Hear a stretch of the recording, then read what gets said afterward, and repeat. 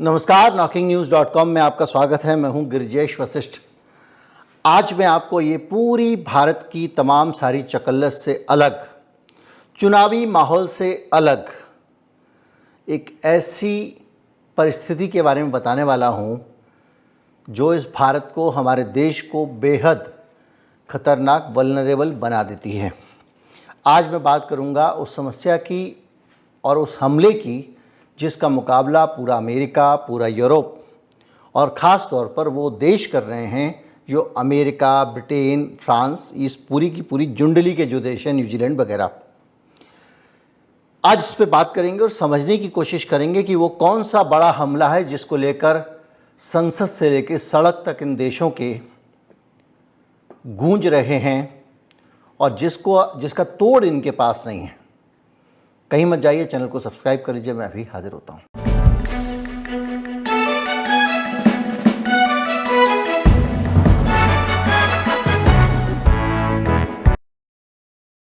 Investigation यानी FBI, जैसे भारत की CBI, एक संघीय राज्य में केंद्र सरकार की जांच एजेंसी है FBI, और उसके तमाम दफ्तर, उसके तमाम बड़े अधिकारी, उसके एजेंट्स, सबके कंप्यूटर और मोबाइल से एक एक करके अहम इन्फॉर्मेशन निकाली जा रही है, चोरी की जा रही है। और ये सारी इन्फॉर्मेशन वो इन्फॉर्मेशन है जो अमेरिका के ख़िलाफ़ इस्तेमाल हो सकती है। ये वो इन्फॉर्मेशन है जो अमेरिका चीन के ख़िलाफ़ अपनी कार्रवाइयाँ कर रहा है। उन कार्रवाइयों को अपने पास इस इन्फॉर्मेशन ने अपने पेट में रखा हुआ था। अमेरिका की बड़ी बड़ी कंपनियां जो चीन के साथ कारोबार करती हैं और बेल्ट एंड रोड इनिशिएटिव वाला चीन का जो मामला है उसके मुकाबले हैं, और तरह तरह की इंडस्ट्री जिसमें डिफेंस, IT और टेलीकम्युनिकेशन जैसे संवेदनशील मामलों की कंपनियां हैं। और इन कंपनियों के कंप्यूटर के अंदर से भी और इनके एग्जीक्यूटिव्स के पास से भी लगातार इन्फॉर्मेशन निकाली जा रही है। दुनिया भर में जो लोग भी चीन के खिलाफ हैं, चीन से नफरत करते हैं, उन सब के कंप्यूटरों से लगातार पिछले 10 सालों से बहुत सारी जानकारियां निकाली जा रही हैं। जो चीन से असहमत लोग हैं, हांगकांग के जो लोकतंत्र समर्थक आंदोलनकारी हैं और उनके सहयोगी, उनसे भी जानकारी निकाली जा रही है। अमेरिका के बाइडेन के ऑफिस के कर्मचारी और तमाम सारे जो उनके सेक्रेटरीज हैं, उनके कर्मचारी और उनके परिवार के लोगों के कंप्यूटर से भी जानकारियां लगातार जा रही हैं। पेगासस का बाप मान लीजिए इसे, और तो और ब्रिटेन के चुनाव आयोग के दफ्तर के कंप्यूटरों का डेटा, जिसमें ब्रिटेन के एक एक वोटर का डेटा है, वो सारा का सारा चुरा लिया गया है। न्यूजीलैंड की संसद का डेटा चुरा लिया गया है। अमेरिका और दूसरे देशों में जितने भी चीन के विरोधी हैं उन सब का डेटा गायब हो चुका है। तमाम सारे पॉलिटिशियंस जो कुछ भी बातचीत करते हैं, यहाँ तक कि उनके कैमरे के ज़रिए भी उनकी बातचीत सुनी जा रही है। दुनिया भर में ये बड़ा हमला अपने आप में एक बड़ा तनाव का कारण है, और ये तनाव इस समय संसद में हो रही बहस में भी देखा जा सकता है। इसको करने के पीछे कौन लोग हैं, ये बताने से पहले ये जान लेना ज़रूरी है कि स्पेसिफिक एडवांस परसिस्टेंस थ्रेट यानी APT31 को इसके लिए जिम्मेदार माना गया है। APT31 क्या है? क्या कोई वायरस है? कोई बग है? नहीं है। कोई व्यक्ति है? नहीं है। कोई संगठन है? नहीं है। दरअसल जो पश्चिम के इंटेलिजेंस के एक्सपर्ट्स हैं, उन्होंने एक नाम रखा जो ऐसे हैकिंग ग्रुप्स होते हैं जो विदेशी सरकारों से जुड़े होते हैं, उनका नाम APT रखा गया। और अलग अलग जगहों पे उनको अलग अलग ग्रुप्स को अलग अलग नंबर दे दिया गया। तो ये जो काम है ये APT 31 का बताया जा रहा है, कहीं कहीं APT 40 की भी बात आ रही है। मैंडिएंट अमेरिका की एक साइबर सिक्योरिटी की फर्म है जो गूगल की कंपनी है। उसने कहा कि दुनिया भर में 40 से ज़्यादा APT ग्रुप्स हैं जिसमें 20 के करीब चीन में हैं। तो ये काम बताया जा रहा है APT का। इनका काम क्या है? इनका काम ये है कि इन्होंने, जैसे मैंने आपको बताया, जो बाइडेन के दफ्तर में भी इन्होंने सेंधमारी की। ये लोगों को अलग अलग तरीके से, किसी अखबार का मेल आएगा, किसी और जगह से मेल आएगा, तरह तरह के ईमेल वगैरह भेजते हैं और उन ईमेल को क्लिक करते ही उनका जो उन्होंने एक स्पाईवेयर भेजा है वो स्पाईवेयर एक्टिव हो जाता है और कंप्यूटर से सारी जानकारियां निकालकर भेजना शुरू कर देता है। जो यूके की सरकार है उसने दावा किया है कि माइक्रोसॉफ्ट एक्सचेंज ईमेल सर्वर, जो लोग जानते हैं कि माइक्रोसॉफ्ट का एक्सचेंज ईमेल सर्वर होता है जिसमें आप क्लोज ग्रुप में अलग अलग कंपनियां अपने अपने जो ईमेल बनाती हैं इंटरनल कम्युनिकेशन वगैरह के लिए, उसमें इस्तेमाल होता है। और उसके सॉफ्टवेयर को कंप्रोमाइज़ किया था 2021 में। हज़ारों लोगों को इसके ज़रिए फंसा लिया गया था। न्यूजीलैंड ने सबसे ताज़ा इसमें एक खुलासा किया है। उसने APT 40 के ऊपर आरोप लगाया है और कहा कि उसका जो संसद का नेटवर्क है जिसमें आपस में वो लोग बात करते थे, जैसे हमारा महुआ मोइत्रा, वो सवाल पूछ रही थी तो उनके सवाल जो है वो मिल जाते थे, किसी को पासवर्ड दिया हुआ था। यहाँ पे जितने लोग भी संसद में सवाल पूछ रहे हैं या संसद में जो भी बातचीत हो रही है वो सारी की सारी उड़ा ली जा रही थी। APT 40 क्या करता है कि आपके घर में तरह तरह से घुसता है और आपके बारे में पता करके चला जाता है और उन जानकारियों को वो इन देशों के खिलाफ, या कहें कि चाइना के हित में इस्तेमाल कर रहे थे, ऐसा आरोप वेस्ट लगा रहा है। पश्चिम के देश लगा रहे हैं, अमेरिका के पिट्ठू देश लगा रहे हैं और वो सारा का सारा एक ही ग्रुप है देशों का जो इस पे ज़्यादा मुखर है। न्यूजीलैंड सबसे ताज़ा है, मैंने आपको बताया। ब्रिटेन का कहना है कि उसके 40 मिलियन वोटर्स यानी 4 करोड़ वोटर्स का डाटा एक साथ ये APT गैंग वाले ले गए हैं। इसके अलावा अमेरिका ने कहा है कि 2021 में उन्होंने inter parliamentary alliance on China, अब आप सोचिए एक संसद को दूसरी संसद से जोड़ता हुआ दुनिया के 2 लोगों ने एक नेटवर्क बनाया हुआ था, उसके सारे कम्युनिकेशन को ये चाइनीज़ हैकर या कहें या जो भी कहें आप, APT वाले उठा ले जाते थे। अभी 7 हैकर्स के फ़ोटो जारी किए गए हैं, 7 या 9 हैं, जिनको बताया गया है कि ये लोग जो है सबसे बड़े हैकर हैं और जो ये सब काम करते हैं।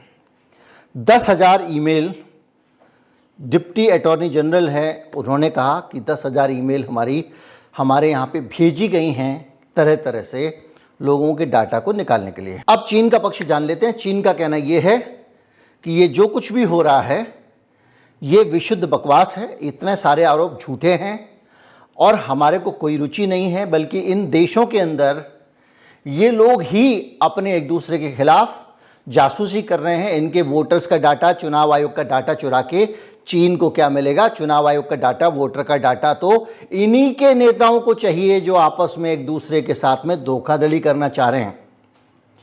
डेटा की अहमियत समझनी है तो ऐसे समझिए कि अभी पुतिन जब 87% वोट लाकर जीते थे तो हमको लगा वहाँ देखिए EVM है या बैलेट पेपर है, तो पता चला वो उन सबका भी बाप है। वहाँ पे ऑनलाइन वोटिंग होती है, कंप्यूटर से वोटिंग। अब दुनिया की इतनी सारी चीज़ें हैक हो सकती हैं, तो एक चीज़ ऐसी भी है जिसको कहा जा रहा है कि वो हैक नहीं हो सकती, जिसको कहने वालों को कहा जाता है कि भाई एक्सपर्ट रहने बड़े हो गए हैं, खड़े हो गए हैं।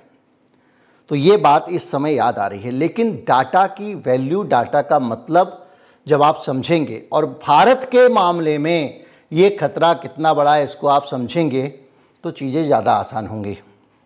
हम उस देश में रहते हैं जिसके संसद में रक्षा मंत्री और प्रधानमंत्री कहते हैं कि ना कोई इस देश में घुसा है और ना कोई सीमा लांघी गई, तब जबकि फिजिकल फौजी घुसाए थे। तो जो साइबर अटैक होके हमारा जो सामान जा रहा होगा उसके बारे में सरकार के लिए छिपाना बड़ा आसान है। अब एक सवाल मन में आता है कि भाई चोर डकैत, जब डकैती का खतरा हो, जो लोग गांव में रहते रहे पुराने टाइम में, या चोरी का खतरा हो, तो आप क्या करते हैं? अगर आप घर से भी जाते हैं कहीं बाहर तो क्या करते हैं? आप जब घर से बाहर जाते हैं तो अगर ट्रेन में जा रहे हैं, कुछ पैसे अंदर वाले पॉकेट में, कुछ पैसे बाहर वाले पॉकेट में, कुछ चोर जेब में, कुछ शर्ट में, कुछ अटैची में, तो कुछ बैग में, ताकि कहीं पे कोई चोरी हो तो सारा माल चोरी ना हो जाए। ये एक चिंता होती है। और गांव में भी, घर में भी सारा पैसा एक जगह पर नहीं रखा जाता है, क्योंकि अगर एक जगह रखा गया और डकैती हुई तो डकैतों के हाथ में सब कुछ लग जाएगा। अगर घर का कोई आदमी लगातार 10 साल तक यही काम करता रहे कि भैया कहाँ है तुम्हारा सोना, कहाँ है, लाओ इधर लाओ, इस जगह पे रखो, चांदी कहाँ है, लाओ इधर रखो, सारी संपत्ति, नोट कहाँ है, लाओ इधर रखो, एक जगह पे रख रहा हो, एक जगह इकट्ठी कर रहा हो, तो ये जो हमारा साइबर धन है एक जगह इकट्ठा कर रहा हो, उसको आप क्या कहेंगे? अगर आप उसको मूर्ख कहना चाहें तो ऐसा नहीं है। कुछ लोग ज़रूरत से ज़्यादा चालाक होते हैं। देश में एक प्रोजेक्ट चलाया गया है सरकार के द्वारा, और उस प्रोजेक्ट में अलग अलग डिपार्टमेंट के लोगों को कहा गया है कि अपना डेटा इस सर्वर में डालो, और उसके लिए बाकायदा एक वेबसाइट बनाई गई है। इसके अलावा देश के नागरिकों का तरह तरह से डाटा लेकर एक जगह रखा जा रहा है। जैसे कि आप सीबीएसई का फॉर्म भरेंगे, वहाँ से डाटा ले लेंगे। आपने जब कोविड का टीका लगवाया था तो आपको बहुत सारा डेटा चोरी हुआ था, ये रिकॉर्ड पे है। वो डेटा एक जगह रखा गया, और एक जगह ही नहीं रखा गया, उसको इंटरनेशनल लेवल पे शेयर करने की बात भी हुई। इसके अलावा आधार का डेटा बहुत बड़ा है, और सारे डेटा को एक साथ जोड़कर आपके बैंकों का और बैंकिंग का डेटा भी एक ही जगह रख दिया गया है। अब इसको अगर आप धन ना माने और डकैती का उदाहरण ना भी माने, तब भी एक बार अगर कोई हमारा डाटाबेस को एक्सेस कर लेता है तो वो जब जो चाहेगा एक कंप्यूटर के क्लिक पे चेक कर लेगा। जैसे गूगल पे आपको कोई जानकारी चाहिए, आप चेक कर लेते हैं। लेकिन इस देश में लगातार डेटा को कंसोलिडेट करने और एक ही जगह रखने का काम तो चल ही रहा है, साथ ही साथ डेटा इकट्ठा भी किया जा रहा है। जैसे मैंने आपको उदाहरण दिया था कि जब 15 अगस्त की 75वीं सालगिरह आई तो कहा गया हर घर तिरंगा अभियान, एक वेबसाइट बना दी गई। उस वेबसाइट पे आप जाएंगे और वहाँ पर आप अपना इन्फॉर्मेशन डालेंगे। साथ ही साथ अगर आप छत पे तिरंगा लगाना चाहें तो जियो टैगिंग करके उसमें मैप के ज़रिए अपने घर पे जाके एक तिरंगा लगा दीजिए। आपको लग रहा है मैं तिरंगा लगा रहा हूँ, और सरकार वहाँ पे आपके पते की इन्फॉर्मेशन, आप कहाँ रहते हो, इकट्ठी कर रही है।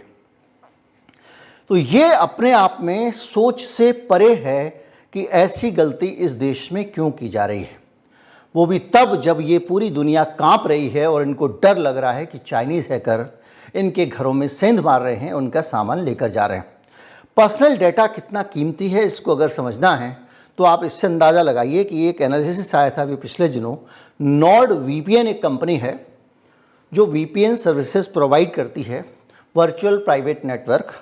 वीपीएन ये है कि अगर मैं यहाँ से कुछ एक्सेस कर रहा हूँ और आपके कंप्यूटर से कुछ निकाल रहा हूँ और वीपीएन के ज़रिए करूँगा, तो आपके कंप्यूटर में मेरे कंप्यूटर की पहचान जाने के बजाय वीपीएन नेटवर्क की पहचान जाएगी, उससे आप मुझ तक नहीं पहुँच सकते।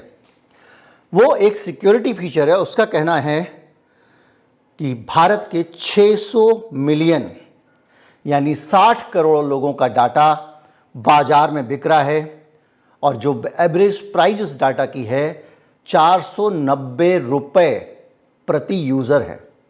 मेरा और आपका जो निजी डाटा है वो 490 रुपये एवरेज प्राइस पे बिक रहा है। एवरेज का मतलब इससे कम भी बहुत होगा, इससे महंगा भी बहुत होगा। According to Marijus Briedis, CTO chief technical officer of Nord VPN, a simple password is no longer worth money to criminals. जो अपराधी हैं वो आपका पासवर्ड चुरा के बेचने में उनको कमाई नहीं हो रही है, when they can buy logins, cookies, digital fingerprints in one click at just ₹490। अगर जो साइबर अपराधी है वो 490 रुपये दे के आपके फिंगरप्रिंट, आपकी सारी जानकारी खरीद लेगा, आपके पासवर्ड की उसको ज़रूरत नहीं है। और वो कह रहे हैं कि ये चीज़ें आदमी का पूरा अकाउंट हैक कर सकती है। और हालत ये है, स्टीम अकाउंट जो होता है वो उसकी जो कॉस्ट है इस वक्त मार्केट में $6000 पर अकाउंट है। और ये भी हैकर्स के लिए $6000 की कमाई करना बहुत आसान है। ये होती है डेटा की कीमत जो एक जगह एक घड़े में रखा जा रहा है। अब मैं आपको बताता हूं कि किस तरह से डेटा की अहमियत होती है। मेरा आपका जो व्हाट्सएप नंबर है उसकी कीमत क्या है, और उस व्हाट्सएप नंबर पे कोई मैसेज भेज सके इसकी कीमत क्या है, जानना हो। अभी पिछले दिनों हमारे मोदी जी ने सबको DM भेजा था, डायरेक्ट मैसेज व्हाट्सएप पे, हम सबको मिला था। उसमें उन्होंने अपनी सरकार की बहुत तारीफ़ की थी, चुनाव आचार संहिता को धता बताते हुए। वो कितने का था, इसको पता करने के लिए आप ये देखिए, एज ऑफ, ये टेली CRM की खबर है, फरवरी 2024 के मुताबिक व्हाट्सएप बिजनेस में जो मार्केटिंग को लेकर आप एक संदेश भेजते हैं, मार्केटिंग ही थी, उसकी एक कन्वर्सेशन की कीमत 72.65 पैसे, ऐसे मान लीजिए। और ये जो है एक तरह से देखा जाए तो 30 पैसे एक मैसेज की कीमत है। 72 रुपये कन्वर्सेशन की और एक संदेश भेजने की कीमत 30 पैसे है। ये अपने आप में एक डाटा है जो फरवरी 2024 की कॉस्ट बता रहा है।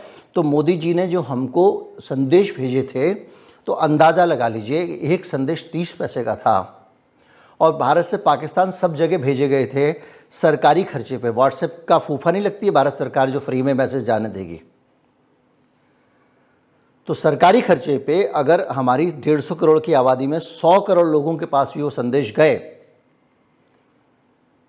तो आप लगाइए 30 पैसे, यानी 30 करोड़ रुपया सीधे सीधे इस देश का एक चुनावी मैसेज के लिए खर्च कर दिया गया। अब आपको पता चल गया होगा कि आपको गूगल, फेसबुक मुफ्त में सेवाएं क्यों देते हैं। वो आपको मुफ्त में सेवाएं दे रहे हैं, लेकिन आपको मुफ्त में सेवा जरूर मिल रही हैं, लेकिन वो आपको ले जाकर कहीं किसी और को बेच रहे हैं। आप उनकी सेवाएं खरीद नहीं रहे हैं, बल्कि वो आपको कहीं और बेच रहे हैं।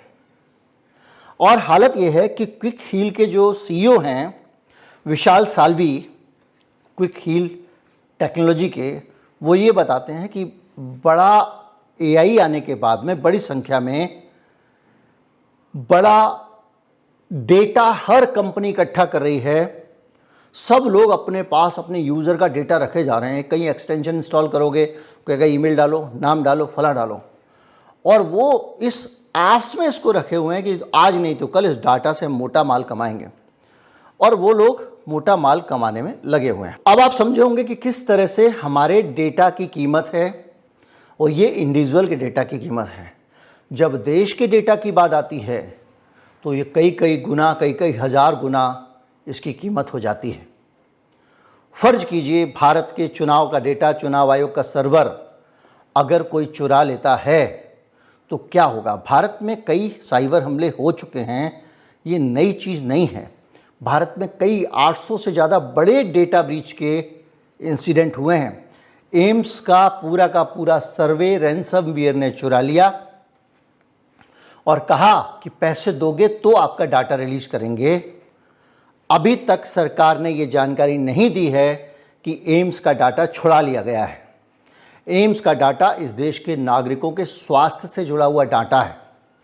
स्वास्थ्य के जुड़ा हुआ डाटा हमारी कमज़ोरी बताता है, और जो फार्मा कंपनियां हैं दुनिया भर की, या जो मेडिकल बिजनेस वाली कंपनियां हैं, उनके लिए बहुमूल्य है, क्योंकि उस डेटा के ज़रिए वो ये पता लगा सकते हैं कि किस तरह की बीमारियों को लेकर भारत की डिमांड ज़्यादा हो सकती है और कैसे भारत को लूटा जा सकता है। हमारे दुश्मन देश ये पता लगा सकते हैं कि किस तरह की ज़्यादा बीमारियां भारत के लोगों को होती हैं। और इससे भी ज़्यादा हमारे जो बड़े बड़े नेता हैं, हमारे जो लीडर हैं, हमारे सेना के अधिकारी हैं, उनके बारे में जो व्यक्तिगत स्वास्थ्य का डेटा है, ये डेटा उनके खिलाफ इस्तेमाल किया जा सकता है। पुतिन के एपिसोड में मैंने आपको बताया था कि कैसे उन्होंने नावल्नी को, उनके जो राजनीतिक विरोधी थे, विपक्ष के नेता थे, उनके अंडरवियर के ज़रिए एक जहर प्लांट करा दिया था। अगर दुश्मन को ये पता होगा कि इनको ये बीमारी है तो और उससे जुड़ी हुई चीज़ वो प्लांट करेंगे, तो आपको पता भी नहीं चलेगा कि ये जहर दिया गया है या कुछ और हुआ है। खैर, इसके साथ साथ कोविन वेबसाइट का जो डाटा था वो ब्रीच हुआ था और बहुत सारा डाटा कोविड-19 वैक्सीनेशन का जो सरकार ने इकट्ठा किया था, मैं कहूँगा धोखे से इकट्ठा किया था, क्योंकि जब आप कोविड का टीका लगवाने जाते थे वो आपसे इन्फॉर्मेशन लेते थे और आपकी हेल्थ आईडी बना देते थे। उस डेटा को सरकार अपने पास रख रही थी, जो फार्मा कंपनियों के लिए बहुत उपयोगी हो सकता था, और वो डेटा ब्रीच हो गया, चोरी हो गया।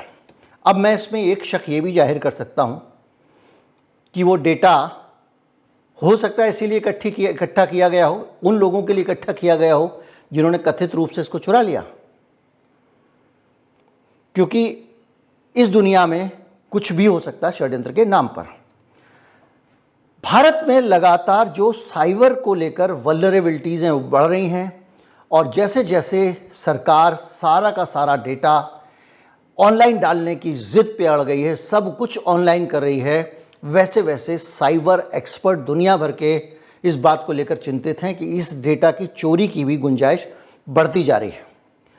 हालत यह है कि ये द डिप्लोमेट का आर्टिकल है जो कहता है कि इंडिया जब तक साइबर सिक्योरिटी को लेके बहुत स्ट्रॉन्ग इंतज़ाम नहीं कर लेता, उसको प्रायोरिटी पर रखे नहीं आता, तो ये भारत को झेलना पड़ सकता है। भारत में हम लोगों को सिर्फ रुपया पसंद आता, भारत के लोगों को इतनी प्राइवेसी विरावेसी की बातों, अरे सानू की हमारे पास तो कुछ छिपाने को ही नहीं है, यही एक सवाल आता है। अभी आपका मोबाइल नंबर मान लीजिए मैं डाल दूँ इस पर, ठीक है, मीठी मीठी बातों के लिए संपर्क करें, सिर्फ इतना एक नंबर डाल दो। इससे आप डाटा की अहमियत समझाने के लिए कह रहा हूँ। स्क्रॉल पे डाल दूँ या छोड़ दीजिए मुझे, वो कहीं पे जाके या किसी टॉयलेट में जाके एक नंबर लिखाते हैं कि लड़की का नंबर है, इसको कॉल करो। उस लड़की के जीवन का क्या होगा, उसका जीना कितना मुश्किल हो जाएगा, ये हमने देखा है। तो ये जो चीज़ें हैं, ये है डाटा की अहमियत। आप कब नहा रहे हो, कब खा रहे हो, कब पी रहे हो, क्या कर रहे हो, ये इन्फॉर्मेशन बहुत अहम है आपके लिए। आप इसको सबके साथ साझा नहीं कर सकते, और आपसे कोई ले, आपका अपना ले, आपकी सरकार ले, और वो ये कहे कि नहीं साहब ये तो बहुत ज़रूरी है और उसके बगैर हम आपको ये करेंगे नहीं, आपको सुविधा नहीं देंगे। जैसे बैंकों में आपको आधार लगाना पड़ेगा, टैक्स से जुड़े हुए मामलों में आधार लगाना पड़ेगा, मजबूरी है, सरकार का कानून है। और उसके बाद वहाँ से अगर कोई डाटा चुरा ले तो आप क्या करेंगे। भारत में 13 लाख साइबर अटैक हुए हैं अलग अलग बैंकों के ऊपर सिर्फ 10 महीने के अंदर। ये रिपोर्ट बताती है इंडिया टुडे की कि ये अपने आप में बहुत बड़ा टेंशन का काम है। इसमें ये जो वल्नरेबल सर्विसेज हैं भारत की, वो 54% हैं, 54.4% हैं। अनऑथोराइज नेटवर्क स्कैनिंग जो है 4.4 लाख केस में होती है। वायरस कोड 1.4 लाख केसेस में आए हैं। इस तरह के ये है डाटा इंटेलिजेंस यूनिट जो इंडिया टुडे की है, उसका डेटा है। तो इन सारी चीज़ों को अगर आप भारत के संदर्भ में देखेंगे तो भारत में सब कुछ इलेक्ट्रॉनिक है। अब तो वोट भी इलेक्ट्रॉनिक तरीके से डालते हैं। तो ये जो यूरोप पूरा भन्नाया घूम रहा है और चीन के खिलाफ सैंक्शन लगाने की बात चल रही है। चीन की बहुत सारी कंपनियों के ऊपर सैंक्शन लगाए जा रहे हैं और उनको दंडित किया जा रहा है, उन पे प्रतिबंध लगाए जा रहे हैं अमेरिका में, न्यूजीलैंड में, चीन में, बहुत सारे देशों में। इन्हीं खतरों को देखते हुए आज जब चुनाव है तो आप बहुत सारे वीडियो देख रहे होंगे। मोदी जी के पुराने वीडियो, वो प्लस AB वाला वीडियो या कोई और वीडियो, कुछ एडिटेड वीडियो भी अचानक सोशल मीडिया पे भर गए, अचानक। इसी तरह से कांग्रेस पार्टी के खिलाफ राहुल गांधी का मजाक उड़ाते हुए भी अनगिनत वीडियो सरफेस पे आ गए। ये सब डेटा के कारण हो रहा है। मैंने एक वीडियो बनाया था क्लॉगर टेक्नोलॉजी को लेकर, चूँकि ये विषय जो है उससे जुड़ा हुआ है इसलिए बता रहा हूँ। लेकिन क्लॉगर टेक्नोलॉजी क्या होती है? क्लॉगर टेक्नोलॉजी इस चुनाव में भरपूर बहुतायत इस्तेमाल की जा रही है, क्योंकि हमारा आपका डेटा हमारे देश की पार्टियों के पास पहुँच गया है किसी न किसी तरीके से। और सत्ताधारी पार्टी के पास तो बहुत सुगम है, जब सत्ताधारी पार्टी सबको सीधे मैसेज भेज सकती है व्हाट्सएप पे, सारे देश के लोगों के नंबर उसके पास हो सकते हैं, तो कुछ और भी हो सकता है। क्लॉगर में क्या होता है? टारगेटेड कैंपेन होता है। अगर उनको लगा कि मैं जो है मोदी जी की बुराई पसंद करूंगा, तो वो मुझे वो मैसेज भेज देंगे जो मुझे मोदी जी के खिलाफ मैं सोचता हूं तो मेरे काम आएगा। अगर उनको मालूम है कि मैं कांग्रेस की बुराई करता हूं और वो पसंद करूंगा, तो मुझे वो मैसेज भेज देंगे। तो बोले देखो जी, ऐसा जब तक ये है तब तक सब लोग दबे हुए हैं। तो जो लोग ये सोचते हैं उनका मैसेज आएगा, देखो अगर मोदी हार गया तो मुसलमान जीना मुश्किल कर देंगे। अब ये मैसेज उनके पास चला जाएगा। सब डायरेक्ट मैसेज जा रहे हैं, आपको समझ में नहीं आ रहा है। सोशल मीडिया पे भी अगर मैं कोई मैसेज डाल रहा हूं, मुझे किसी पार्टी के खिलाफ प्रचार करना है, तो मैं उसको तो नहीं डालूंगा ना जो उस पार्टी का पक्का भक्त वाला आदमी है या चमचा वाला आदमी है आधुनिक भाषा में। मैं उसको डालूंगा जो मेरी बात सुन ले। तो ये जो पूरी तरह से सॉर्टिंग है डेटा की, ये भी इससे ही जुड़ी हुई कहानी है। और कुल मिला के डेटा के ज़रिए हम सबको कहीं ना कहीं कठपुतली की तरह अलग अलग तारों से बांध दिया गया है। हमको नचाने की कोशिश हो रही है। और इस देश के जो चुनाव के नतीजे हैं या पूरी दुनिया के जो चुनाव के नतीजे हैं, उसमें नेताओं के गुण दोष, उनकी नीतियाँ, लोगों से जीवन से जुड़े हुए मसलों से अलग इस तरह की जो ब्रेन हैकिंग की टेक्निक्स हैं, उनका इस्तेमाल करके वोट जुगाड़ने का काम हो रहा है। और इसलिए मैं आपको कहूँगा कि जब वोट देने जाएं तो ये सोशल मीडिया दूसरी चीज़ों को अलग रख दें। मैं जो कह रहा हूँ उसको भी अलग रख दें। सिर्फ ये देखें कि 2014 से लेके 24 के बीच में आपके जीवन में कहाँ कहाँ कठिनाई बढ़ी या कहाँ कहाँ सरलता आई।